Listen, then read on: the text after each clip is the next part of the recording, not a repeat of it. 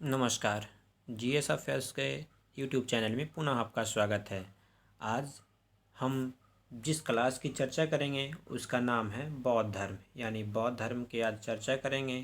बौद्ध धर्म का जो सबसे प्रथम बौद्ध संगति कहाँ हुआ था, कब हुआ था, किसके शासनकाल में हुआ था एवं चतुर्थ बौद्ध संगति किसके शासनकाल में हुआ था, ये सभी चर्चा करेंगे। एवं बौद्ध धर्म का संस्थापक गौतम बुद्ध, इसे एशिया का ज्योतिपुंज कहा जाता है, इनके बारे में भी हम प्रमुख विस्तार से चर्चा करेंगे। इनका बचपन का नाम क्या था, तमाम सारी बातों जो बौद्ध धर्म से रिगार्डेड हो एवं आगामी परीक्षा में इसका जो वर्चस्व बनता है, इन सभी बातों से आपको हम रूबरू कराएंगे।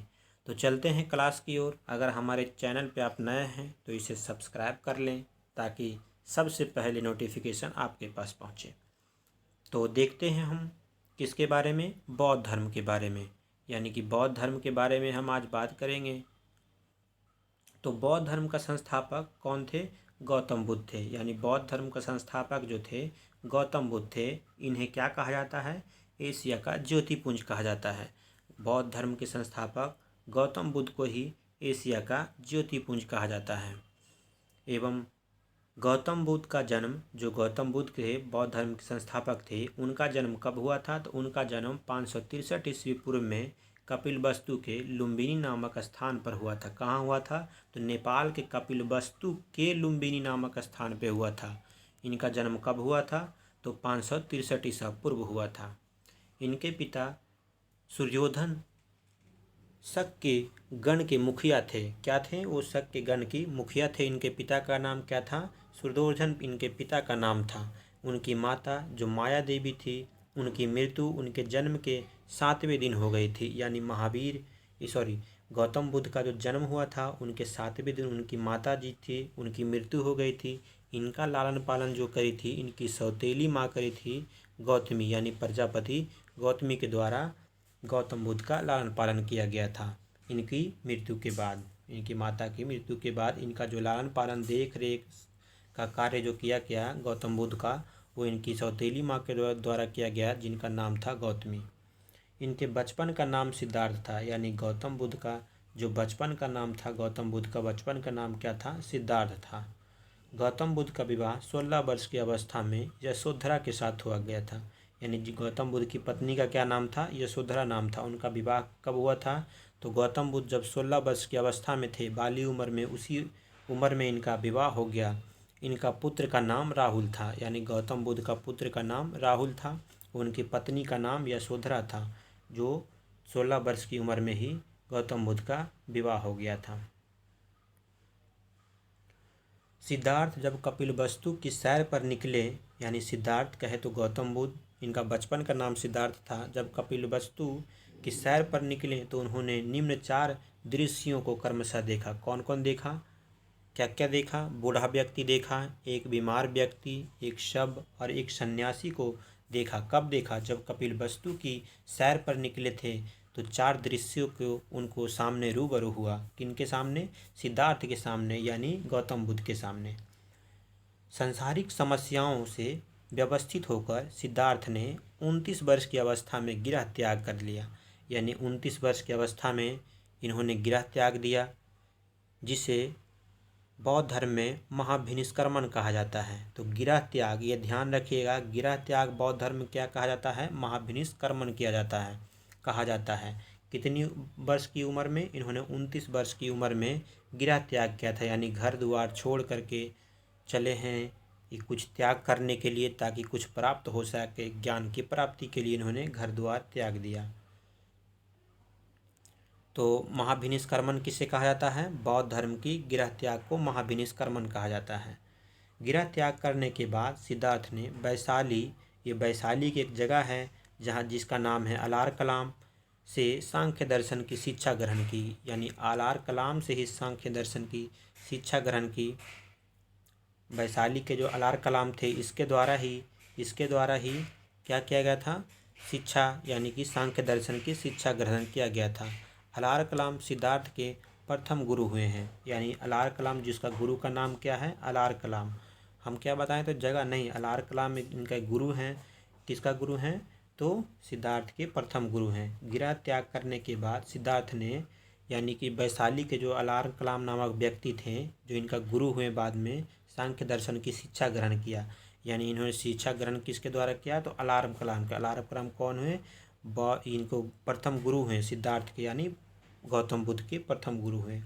अलार्म कलाम के बाद राजगीर, यानी सिद्धार्थ ने राजगीर के रुद्र करमपुत से शिक्षा ग्रहण की। यानी अलार्म कलाम के बाद, अलार्म कलाम इनसे कौन हुए? प्रथम गुरु हैं। उसके बाद इन्होंने किससे शिक्षा दी? तो रुद्र करमपुत से फिर बाद में इन्होंने शिक्षा ग्रहण किया। किसने? तो बौद्ध धर्म के जो संस्थापक थे गौतम बुद्ध, उनके द्वारा शिक्षा ग्रहण किया गया बाद में। नेक्स्ट है उरुवेला के सिद्धार्थ को कौंडिल्य, व्यप्पा, भदिया, महानामा एवं असागी नामक 5 साक्ष्य मिले हैं, यानी 5 साधक मिले हैं उनको उरुवेला में। नेक्स्ट है बिना अन्न जल ग्रहण किए 6 वर्ष की कठिन तपस्या के बाद 35 वर्ष की आयु में वैशाख की पूर्णिमा की रात निरंजना यानी फल्गु नदी के किनारे पीपल के वृक्ष के नीचे सिद्धार्थ को ज्ञान प्राप्त हुआ। ये लाइन प्रमुख टर्म है, यानी इम्पोर्टेंट हो जाता है। बिना अन्न जल ग्रहण किए, यानी कि बिना कोई दाल चावल भात दाल खाए हुए, यानी जल किसी प्रकार का ग्रहण किया हुआ, यानी सब कुछ त्याग दिए थे। 6 वर्ष की कठिन तपस्या के बाद 35 वर्ष की आयु में इन्होंने 35 वर्ष की आयु में इनको ज्ञान की प्राप्ति हुई। यानी कि वैशाख के पूर्णिमा की रात, यानी पूर्णिमा की रात जो निरंजना, यानी आज की फल्गु नदी जो है उसी को निरंजना नदी कहा जाता है, के किनारे पीपल के वृक्ष के नीचे सिद्धार्थ को ज्ञान प्राप्त हुआ था। यानी कि इनको कुछ ज्ञान मिल गया था, यानी अब ये ज्ञानी कहलाने लगे। ज्ञान प्राप्ति के बाद सिद्धार्थ बुद्ध के नाम से जाने गए। जब ये गौतम बुद्ध थे, उनका बचपन का नाम सिद्धार्थ था। जब ज्ञान प्राप्ति हो गया इनका, तो ये किस नाम से जाने गए? बुद्ध के नाम से जाने गए। ये ध्यान रखिएगा कि ये ज्ञान की प्राप्ति हुए फल्गु नदी के जो बोध गया में अवस्थित है, जो पीपल के वृक्ष के नीचे इनको ज्ञान की प्राप्ति हुई। बाद में इन्होंने बुद्ध के नाम से जाने गए। यह स्थान बोध गया कहलाया। इसी स्थान को बोध गया कहा जाने लगा। आज भी इसका साक्ष्य अभी बोध गया काफ़ी बौद्ध भिक्षुओं के नाम से प्रसिद्ध है, जाना जाता है। बुद्ध ने अपना प्रथम उपदेश सारनाथ में दिया, जिसे बौद्ध धर्म ने धर्म चक्र परिवर्तन कहा। यानी कि जो प्रथम धर्म चक्र परिवर्तन, उसे का धर्म का प्रचार, यानी घूम घूम कर धर्म का प्रचार प्रसार करना ही धर्म चक्र परिवर्तन कहलाता है। बौद्ध धर्म ने अपना प्रथम उपदेश कहाँ दिया था? तो सारनाथ में दिया था। एवं बौद्ध धर्म की जो संगति हुआ था, ये याद रखिएगा, उपदेश दिया था वो सारनाथ में दिया था। एवं बौद्ध धर्म की अगर प्रथम संगति की बात की जाए तो कहाँ हुआ था? राजगीर में हुआ था। कब हुआ था? 483 ईस्वी पूर्व में हुआ था। कहाँ हुआ था? राजगीर में हुआ था। 483 ईस्वी पूर्व में हुआ था। 483 ईस्वी पूर्व में कहाँ हुआ था? राजगीर में हुआ था। इसका राजगीर में हुआ था किसके शासनकाल में? तो अजातशत्रु के शासनकाल में। यानी 483 ईस्वी पूर्व में अजातशत्रु के शासनकाल में राजगीर में प्रथम बौद्ध संगीति हुआ था। बौद्ध ने अपना प्रथम उपदेश सारनाथ में दिया, जिसे धर्म चक्र परिवर्तन कहा गया। बौद्ध ने अपने उपदेश जनसाधारण की भाषा यानी लिपि में दिए। जो जनसाधारण की भाषा जो है उस समय पाली उसी में दिए थे। पाली भाषा में इन्होंने प्रथम उपदेश दिए थे। किन्हें? बुद्ध ने। ये याद रखना है। बौद्ध ने अपने सर्वाधिक उपदेश कौशल देश की राजधानी श्रावस्ती में दिए। ये कौशल की राजधानी, डायरेक्ट राजधानी भी पूछा जाता है, जैसे अंग की राजधानी चंपा है, उसी प्रकार कौशल की राजधानी श्रावस्ती है। तो श्रावस्ती ध्यान रखना है कि बौद्ध ने अपने सर्वाधिक उपदेश दिए हैं कहाँ? कौशल की राजधानी श्रावस्ती में। बौद्ध ने अपने उपदेश कौशल, वैशाली, कौशाम्बी तथा अन्य राज्यों में भी दिए। उस समय 16 वहाँ जनपद कहलाते थे। वही सब में जाके धर्म चक्र परिवर्तन यानी घूम घूम के उपदेश दिए थे। इसके प्रमुख अनुयायी शासक थे बिंबिसार, प्रसेनजीत तथा उदयन। इनके ये प्रमुख जो अनुयायी थे, इनके लालन पालन के यानी कि इनके कर्तव्यों मूल्यों पर चलने वाले ये व्यक्ति थे। कौन कौन थे? बिंबिसार, प्रसेनजीत तथा उदयन थे। बुद्ध की मृत्यु 80 वर्ष की अवस्था में 483 ईस्वी पूर्व में यानी कि देवरिया उत्तर प्रदेश। कुशीनारा एक जगह है, वहाँ उत्तर प्रदेश में, वहीं पर इनका मृत्यु हो गया। में चुंदू द्वारा अर्पित भोजन करने के बाद हो गई। एक भोजन क्या था, किसके द्वारा होगा, यह याद रखना है। चुंदू द्वारा अर्पित, इसके द्वारा दिया गया एक भोजन है, उसी के कारण खाने के बाद 80 वर्ष की अवस्था में इनकी मृत्यु हो गई। कब हुई? 483 ईस्वी पूर्व में। कहाँ हुई मृत्यु इनका? कुशीनारा में, जो देवरिया जिले में उत्तर प्रदेश में अवस्थित है, जिसे बौद्ध धर्म में महापरिनिर्वाण कहा जाता है। ये महापरिनिर्वाण कहा जाता है। किसको कहा जाता है? बौद्ध धर्म में मृत्यु को क्या कहा जाता है? महापरिनिर्वाण। इनकी मृत्यु कैसे हो गई? चूर्ण द्वारा भोजन अर्पित करने से इनकी मृत्यु हो गई। किनकी मृत्यु हो गई? तो बुद्ध की मृत्यु हो गई। कब हुई? 483 ईस्वी पूर्व में। कहाँ हुई? उत्तर प्रदेश के देवरिया जिले के कुशीनारा नामक स्थान पे हो गई। उसको क्या कहा जाता है? तो महापरिनिर्वाण कहा जाता है। मल्लों ने अत्यंत सम्मानपूर्वक बुद्ध की अत्यंत ही संस्कार किया। इन्होंने जो भी अंतिम संस्कार होता है उनको सम्मानजनक एवं सम्मानपूर्वक द्वारा किया गया है। एक अनुश्रुति के अनुसार ऐसा माना जाता है कि मृत्यु के बाद बुद्ध के शरीर के अवशेषों को 8 भागों में बांटकर उन पर 8 स्तूपों का निर्माण कराया गया। यानी बुद्ध की मृत्यु के बाद उनके शरीर के अवशेषों को 8 भाग में बांटकर उन 8 को स्तूप का निर्माण कराया गया है। बौद्ध धर्म एवं मृत्यु की स्थिति को चीनी परंपरा के कैंटीन अभिलेख यानी कैंटोन अभिलेख जो कहा जाता है के आधार पर निश्चित किया गया। उस समय चीनी परंपरा के कैंटोन अभिलेख के आधार पर उनको निश्चित किया गया।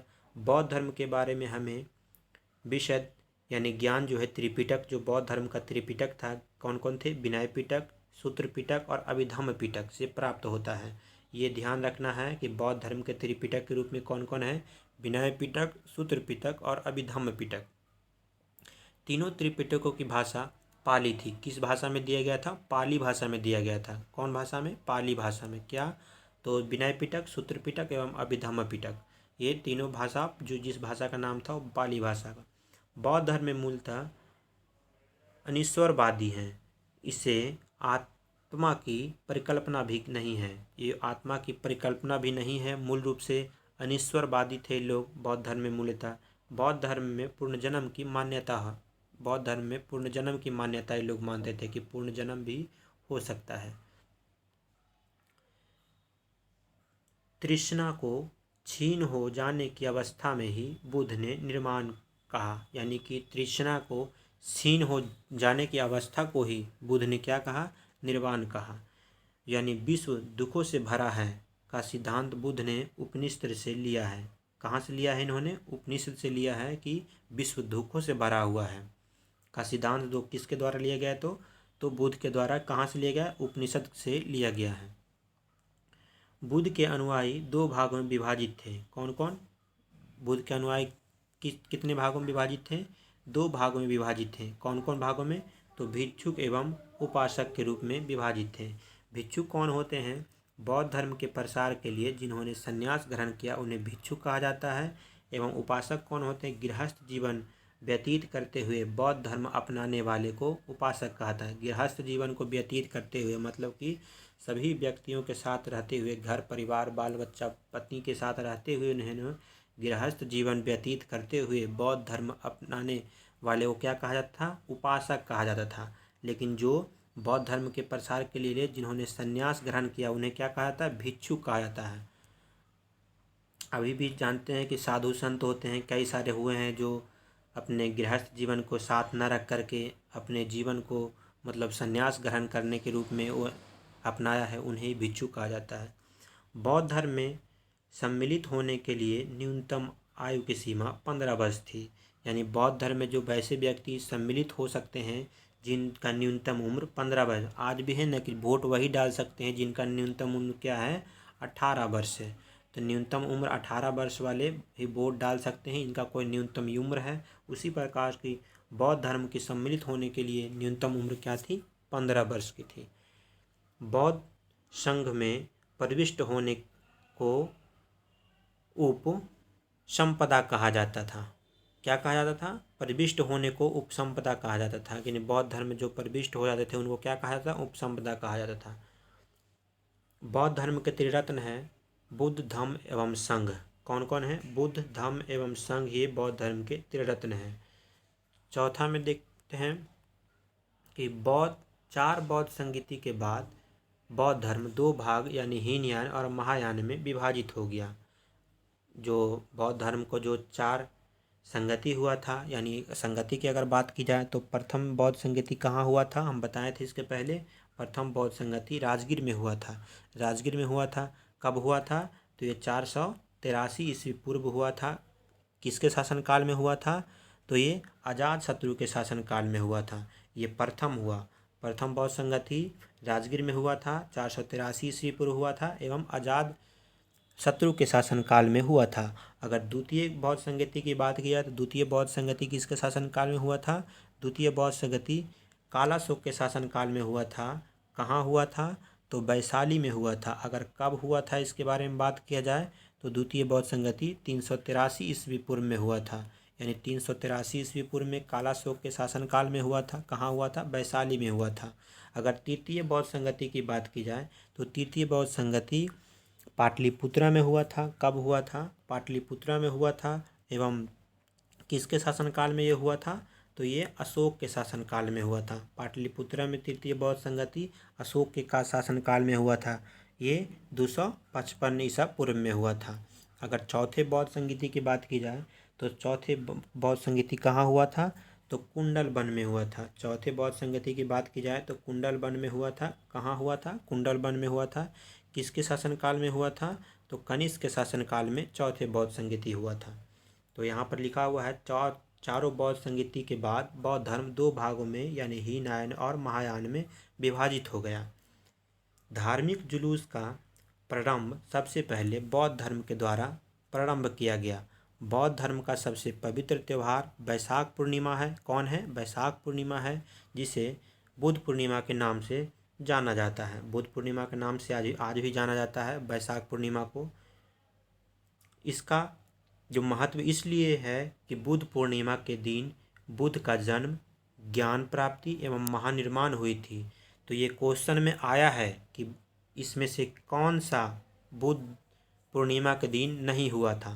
तो ये सब तीनों हुआ है, ये ध्यान रखना है। महापरिनिर्वाण भी बुद्ध पूर्णिमा के दिन हुआ था। बौद्ध को ज्ञान की प्राप्ति ही पूर्णिमा के दिन हुआ था।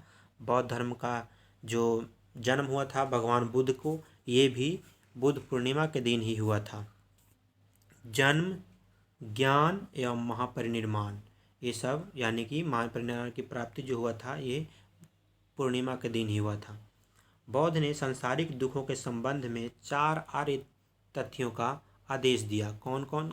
दुख, दुख समुदाय, दुख निरोध एवं दुख निरोध गादिनी यानी गामिनी के रूप में ये बुद्ध धर्म का सत्य उपदेश था। यानी कि दुख संबंध में 4 आर्य सत्यों का उपदेश दिया था। इन सांसारिक दुखों में से मुक्ति हेतु बौद्ध ने अष्टांगिक मार्ग की बात कही। कौन सी मार्ग? अष्टांगिक मार्ग की बात कही। किसके द्वारा? बुद्ध के द्वारा कहा गया। उसमें क्या क्या है? अष्टांगिक मार्ग में 8 मार्ग क्या क्या है? तो सम्यक दृष्टि, सम्यक संकल्प, सम्यक वाणी, सम्यक कर्म, सम्यक आजीवक यानी सम्यक व्यायाम, सम्यक स्मृति, सम्यक समाधि। ये सब किसको? जो अष्टांगिक मार्ग है, 8 मार्ग यानी 8 चलने की 8 मार्ग दिया हुआ है। किसके द्वारा? बुद्ध के द्वारा ये दर्शाया हुआ है। बुद्ध के अनुसार अष्टांगिक मार्ग के पालन करने के उपरांत मनुष्य का भव तृष्णा नष्ट हो जाती है और वे निर्माण प्राप्त हो जाता है। वो निर्माण प्राप्त हो जाता है। ये बौद्ध धर्म के अनुसार ऐसा कहा गया है, बुद्ध के अनुसार ऐसा कहा गया है। नेक्स्ट है निर्माण बुद्ध धर्म का परम लक्ष्य है, जिसका अर्थ होता है दीपक का बुझ जाना। यानी कि दीपक का बुझ जाना बुद्ध धर्म का परम लक्ष्य, जिसका अर्थ होता है निर्वाण। जो बौद्ध धर्म का परम लक्ष्य है दीपक का बुझ जाना, अर्थात जीवन मरण चक्र से मुक्त हो जाना है। बुद्ध ने निर्वाण प्राप्ति को सरल बनाने के लिए निम्न 10 शीलों पर बल दिया। कौन कौन 10 शील पर बल दिया है उन्होंने? अहिंसा, सत्य यानी चोरी ना करना, जिसको अश्चेत्य कहा जाता है, किसी प्रकार की संपत्ति ना रखना यानी कि परिग्रह कहा जाता है उसे। मद्य सेवन ना करना, असमय भोजन ना करना, सुखप्रद बिस्तर पर नहीं सोना, धन संचय ना करना, स्त्रियों से दूर रहना एवं नृत्य गान आदि से दूर रहना।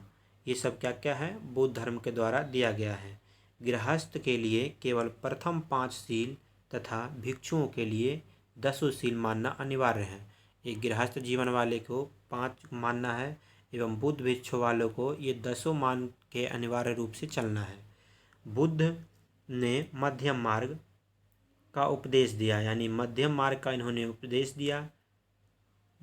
8 टर्म के बारे में इनके चलते हैं। तो जो अनिश्चरवाद थे के संबंध में बौद्ध धर्म एवं जैन धर्म में समानता था। जातक कथाएं प्रदर्शित करती है कि बोधिसत्व, जो जातक कथा है वो प्रदर्शित, वो बताती है कि बोधिसत्व के अवतार मनुष्य रूप में भी हो सकता है ना, तथा पशुओं में भी हो सकता है। यानी कहाँ कहाँ इसका अवतार हो सकता है, मनुष्य में भी हो सकता है तथा पशुओं में भी इसका अवतार हो सकता है। बोधिसत्व के रूप में पूर्ण जन्मों की दीर्घ श्रृंखला के अंतर्गत बुद्ध ने सांख्य मुनि के रूप में अपना मंजिल जन्म प्राप्त किया, परंतु इसके उपरांत मैत्रेय तथा अन्य जो अमान बुद्ध हैं अभी अवतरित होने में शेष है। तिब्बत, भूटान एवं पड़ोसी देश में बौद्ध धर्म का प्रसार जो गुरु रिनपांच है उनके द्वारा ही किया गया है। कहाँ कहाँ, तिब्बत, भूटान एवं पड़ोसी देश जितना भी है उधर, यानी भारत के जितना भी उत्तर में कुछ देश हैं जहाँ पे बौद्ध धर्म अपनाने वाले लोग हैं, उन्हें भी उनका जो गुरु थे, प्रचार करने का गुरु थे, उनका नाम क्या है, रिनपांच, यानी रिनपांच के द्वारा उधर प्रसार किया गया था। इनका संबंध बौद्ध धर्म के वज्रयान शाखा से था, यानी वज्रयान शाखा से इनका संबंध था बौद्ध धर्म के। इनकी 130 फीट ऊंची मूर्ति हिमाचल प्रदेश के शिवालसर झील के समीप स्थित है। किसका मूर्ति, यानी कि वज्रयान शाखा से जो संबंधित था, इसका मूर्ति जो 123 फीट के है वो कहाँ स्थित है, हिमाचल प्रदेश के रिवालसर झील के समीप स्थित है।